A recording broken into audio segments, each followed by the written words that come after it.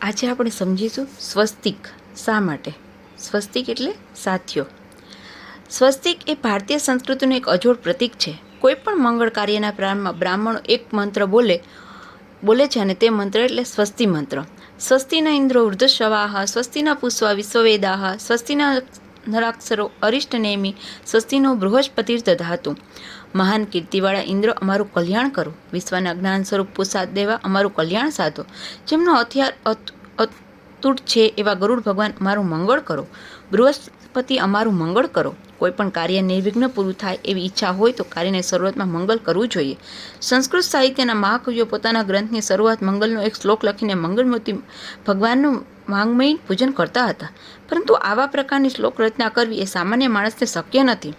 ઋષિઓએ તેમને એક ચિહ્ન આપ્યું અને તે ચિહ્ન એટલે સ્વસ્તિક. અભણ માણસો ચૂંટણી વખતે જેમ નિશાની જોઈને પોતાનો મત આપે છે, તેમ સામાન્ય સ્ત્રી પુરુષ સ્વસ્તિકના પ્રતીક દ્વારા પોતાના કાર્યનું માંગલ્ય વાંચે છે. સ્વસ્તિક શબ્દ સુ પ્લસ અસ ધાતુમાંથી બનેલો છે. સુ એટલે સારું, કલ્યાણમય, મંગલ, અને અસ એટલે સત્તા, અસ્તિત્વ. સ્વસ્તિત એટલે કલ્યાણની સત્તા, માંગલ્યનું અસ્તિત્વ અને તેનું પ્રતીક એટલે સ્વસ્તિક. જ્યાં જ્યાં સ્ત્રી છે, શોભા છે, સુસંવાદ છે, પ્રેમ, ઉલ્લાસ, જીવનનું ઔદાર્ય અને વ્યવહારનું સૌંદર્ય દેખાય છે, ત્યાં ત્યાં સ્વસ્તિ ભાવના રહેલી જ છે. સ્વસ્તિ ભાવનામાં જ માનવનું તેમજ વિશ્વનો વિકાસ રહેલો છે. સ્વસ્તિક એ અતિ પ્રાચીન માનવે નિર્માણ કરેલું સૌ પ્રથમ ધર્મ પ્રતીક છે એવું માનવામાં આવે છે. પ્રાચીન માનવ વડે પૂજાતા અનેક દેવોના સ્વસ્તિકમાં સમાવેશ થયો છે. દેવોની શક્તિ અને માનવીની શુભકામના એ બંનેના સંમલિત સામર્થ્યનું પ્રતીક એટલે સ્વસ્તિક. એક ઊભી રેખા અને તેના પર તેટલી જ લાંબી બીજી આડી રેખા એ સ્વસ્તિકની મૂળ આકૃતિ છે. ઊભી લીટી એ જ્યોતિર્લિંગનું સૂચન કરે છે. જ્યોતિર્લિંગ એ વિશ્વની ઉત્પત્તિનું મૂળ કારણ છે. આડી રેખા એ વિશ્વનો વિસ્તાર બતાવે છે.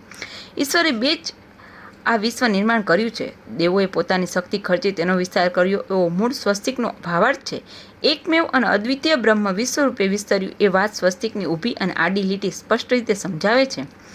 એ મૂળ સ્વસ્તિકના જ ક્રોસના રૂપે આજે પણ ક્રિશ્ચિયન લોકોની ઉપાસનામાં જોવા મળે છે. આના પરથી એક વાત સ્પષ્ટ થાય છે કે ક્રોસમાંથી સ્વસ્તિક નિર્માણ થયું એમ માનવું એ ભ્રાંત કલ્પના છે. સ્વસ્તિકની નિર્મિત ઈસુના ક્રોસ પૂર્વે હજારો વર્ષ પહેલાં થઈ છે. સ્વસ્તિકની ચાર ભુજાઓ એટલે ભગવાન વિષ્ણુના ચાર હાથ. ભગવાન વિષ્ણુ પોતાના ચાર હાથથી ચારે દિશાનું પાલન કરે છે. ભગવાનના ચાર હાથ મને સહાય કરનારા છે, તેમજ ચારે દિશાઓ મને મારું કાર્યક્ષેત્રનું પૂજન કરે છે, મારા કાર્યક્ષેત્રનું સૂચન કરે છે. અમરકોશમાં લખ્યું છે કે સ્વસ્તિક સર્વતોભદ્ર. સ્વસ્તિક એટલે બધી બાજુથી બધી રીતે કલ્યાણ, બધાનું બધી રીતે ભલું થાવ એવો આ પ્રતીકનો ભાવ છે. બધાનું કલ્યાણ વાંચવું એ વિશાળ દિલની નિશાની છે, પરંતુ બધાનું જ મંગલ થાય એમ કેવળ બોલીને છૂટા થવાય નહીં. એને માટે માનવ કૃતિશીલ બનવો જોઈએ. આ રીતે વિચારતા હિંમતે મરદા તો મદદે ખુદા એ કહેવતનું મહત્વ સ્વસ્તિક સંકેતથી સમજાવે છે. સ્વસ્તિકની ઊભી રેખા ભગવાન મારી જોડે ઊભો છે તે સૂચન કરે છે અને આડી રેખા મારે તે ભગવાનના કામ માટે વિશ્વમાં ફરી વળવાનું છે તે તરફ મારું ધ્યાન દોરે છે. ઘણા વિદ્વાનો સ્વસ્તિકમાં દેશ અને કાળનો મિલન યોગ જુએ છે. સ્વસ્તિકનું મધ્ય બિંદુ એ દેશ અને કાળનું મિલન બિંદુ છે. દેશ અને કાળ એક સાપેક્ષ તત્વો છે. પરમાત્માની પાસે પહોંચનાર મનુષ્યને દેશકાળના બંધનો નડતા નથી. દેશકાલિત આનંદ તે જ ખરો આનંદ. તેની અનુભૂતિ માણસને સમાધિની ક્ષણોમાં શક્ય છે. સ્વસ્તિકનું મધ્ય બિંદુ એ વિષ્ણુ ભગવાનનું નાભિકમળ, બ્રહ્માનું સ્થાન. એ ઉપરથી એવું પણ અનુમાન થઈ શકે કે સ્વસ્તિક એ સર્જનનું પણ પ્રતીક છે. સ્વસ્તિકની પાછળ એક યા બીજી રીતે મંગલમય સદભાવના છુપાયેલી છે. વિવાહ પ્રસંગે પણ સાથિયાનું ખૂબ જ મહત્વ છે. પરણનાર વરવધુનું આજીવન શક્ય રહે તે માટે બંનેએ પોતાની દ્રષ્ટિએ મંગળ ક્ષણે સ્વસ્તિક પર સ્થિર કરવી જોઈએ.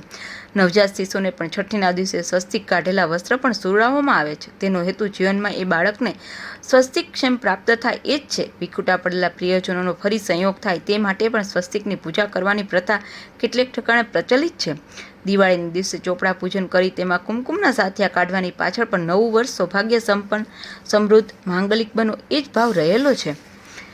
સ્વસ્તિક એ શાંતિ, સમૃદ્ધિ અને માંગલ્યનું પ્રતીક હોવાથી કેટલીક સૌભાગ્યવતી સ્ત્રીઓ ચાતુર્માસમાં સ્વસ્તિક વ્રત કરે છે. આ વ્રતમાં કોઈ સ્વસ્તિક કાઢી તેની પૂજા કરવાની હોય છે. ચાતુર્માસમાં મંદિરમાં ભગવાનની પાસે સાથીઓ અને અષ્ટદળની રંગોળી કાઢનાર સ્ત્રીને વૈધવ્યનો ભય રહેતો નથી એવું પદ્મ પુરાણમાં કહ્યું છે. ઘરના બારણા પાસે બહેનો સાથિયા કરે છે તેની પાછળ આ જ ભાવ છે. બારણા પણ સ્વસ્તિકનું ચિત્ર ચિત્રીને બહેનો ભાવપૂર્વક ઈશ્વર પાસે માગે છે કે પ્રભુ, મારા ઘરમાં જે કંઈ અન્ન, વસ્ત્ર ઇત્યાદિ વૈભવ આવે તે પવિત્ર રહેવા દો. અનર્થથી મેળવેલો વૈભવ જીવનમાં પણ અનર્થ સર્જે છે. બહારથી હસતું પણ અંદરથી રડતું જીવન અને માન્ય નથી. ભારતીય નારીની આ મંગલ ભાવનાનું મૂર્તિમાન પ્રતીક એટલે સ્વસ્તિક. ભારતીય શિલ્પકળામાં પણ સ્વસ્તિકે ગૌરવપૂર્ણ સ્થાન મેળવ્યું છે. ભારતના મોટા ભાગના મંદિરોમાં સ્વસ્તિક આકારનું શિલ્પકાર જોવા મળશે. ફક્ત ભારતમાં નહીં પણ વિશ્વના ઘણા દેશોમાં પ્રાચીન કાળથી સ્વસ્તિકનું મહત્વ પ્રસ્થાપિત થયું છે. જૈન ધર્મ અને બુદ્ધ ધર્મે પણ સ્વસ્તિકને પૂજ્ય માન્યું છે. ટૂંકમાં સ્વસ્તિક એટલે કલ્યાણનું કાવ્ય, સર્વ દિશાઓની સ્વરૂપ, માનવી પુરુષાર્થનું પ્રેરક બળ, સર્જનહારની સહાયનું સૂચન, દેશ અને કાળનું શોભક સંમિલન, શાંતિનો સ્થાપક તેમજ સમૃદ્ધિનો સંવર્ધક. સાથીઓ, આપણને સંદેશ આપે છે કે યદા ન કુરુતે ભાવમ સર્વ ભૂતેસ્વ મંગલમ સમદ્રષ્ટા સતા ભૂષમ સર્વા સુખમયાદિન. શ્રીમદ ભાગવત. કોઈ પણ જીવ પ્રત્યે હૃદયમાં કશો પણ કુભાવ નથી રહેતો ત્યારે જીવનની બધી જ દિશાઓ મંગળ બની જાય છે.